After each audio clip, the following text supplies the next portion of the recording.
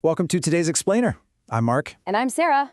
So today we're diving into a brilliant framework designed to completely cure one of the most common fears out there. We are talking about language learning anxiety. Oh yeah, if you've ever just completely frozen up when someone asked you a totally basic question in a new language, you are going to want to stick around. The source material we're breaking down today is an absolute game changer. So let me ask you this. Can you introduce your entire life in just 60 seconds? Honestly? Doing that in my native language is tough enough. Doing it in a second language? Just the thought of it makes my palms sweat, right? It sounds terrifying. But what's really interesting is that this actually sets up the ultimate goal of the curriculum we're exploring today. And by the end of this explainer, you'll see exactly how anyone can pull this off without a single drop of panic. We're looking at day one of the Academic English Podcast's 30-day speaking practice, which is led by language experts Alex and Emma. And what I absolutely love about this source is how it perfectly scaffolds a learner's confidence. Instead of just throwing you into the deep end of an English conversation and saying good luck, it builds your foundation block by block, or rather, sentence by sentence. It all kicks off with this amazing core philosophy from Emma. She says, you don't have to speak perfect English. Just listen. Then, when we give you a moment to speak, try to answer.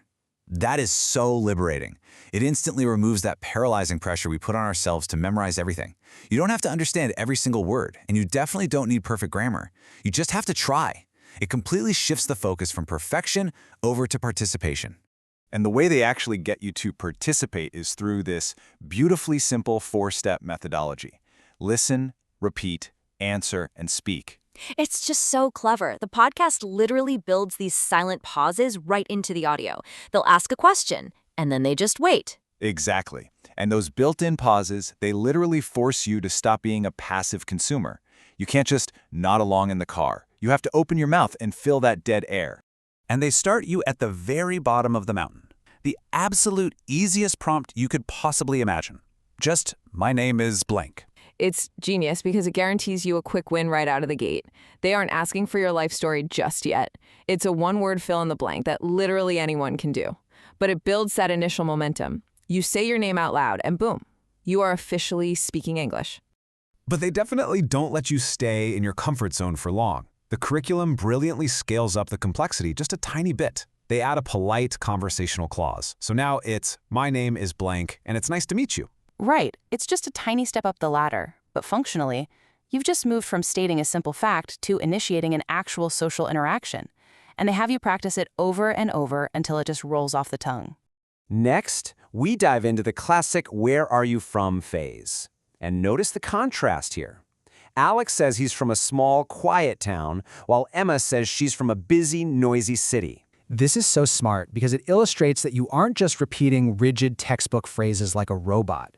By modeling these two totally opposite environments, Alex and Emma prove that listeners can easily tailor the language to their actual lives. It makes the language yours.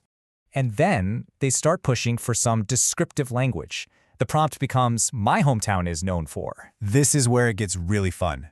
It prompts you to think about specific details, like, is your town known for amazing street food, a beautiful river, some cool historical places? Exactly. You're no longer just stating dry facts. You're painting a picture for your conversation partner.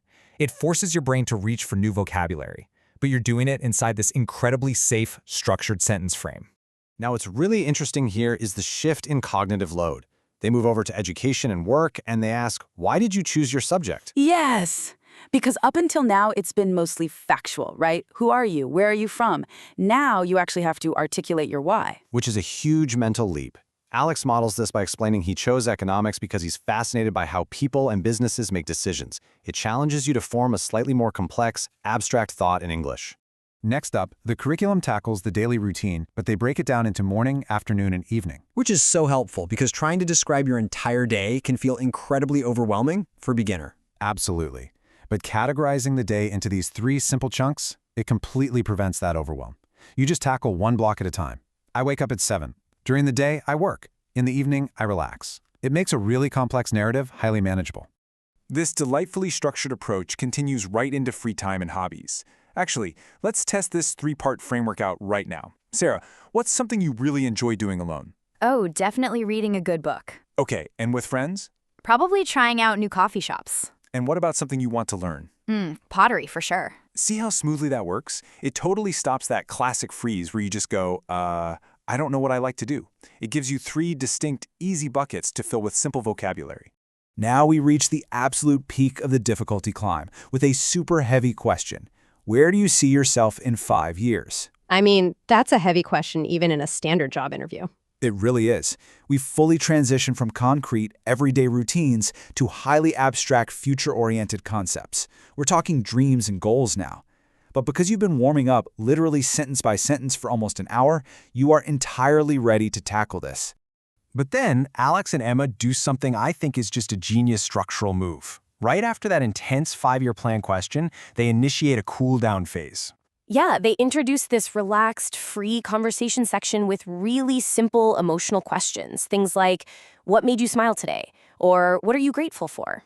It completely lowers the intensity. It gets you out of your head and back into a totally relaxed state of mind, which is absolutely critical right before the big finale.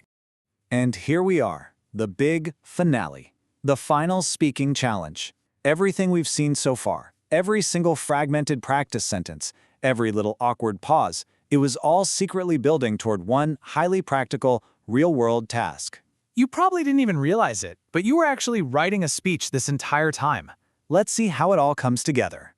So here is the blueprint for the 60-second self-introduction. It brilliantly maps out everything we just covered. The first 10 seconds is your name. The next 10 is your hometown. Then your studies or work, your daily routine, your interests, and finally, wrapping up with those future goals. This is such an incredibly practical takeaway.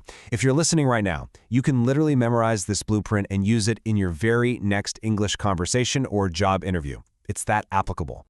But before you go out and try that 60-second challenge, you really need to hear this crucial piece of advice from Emma. She says, don't worry about mistakes, don't stop, just speak.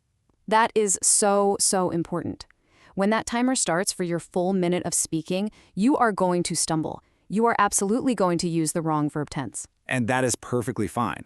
The goal isn't a flawless robotic performance. The goal is continuous communication.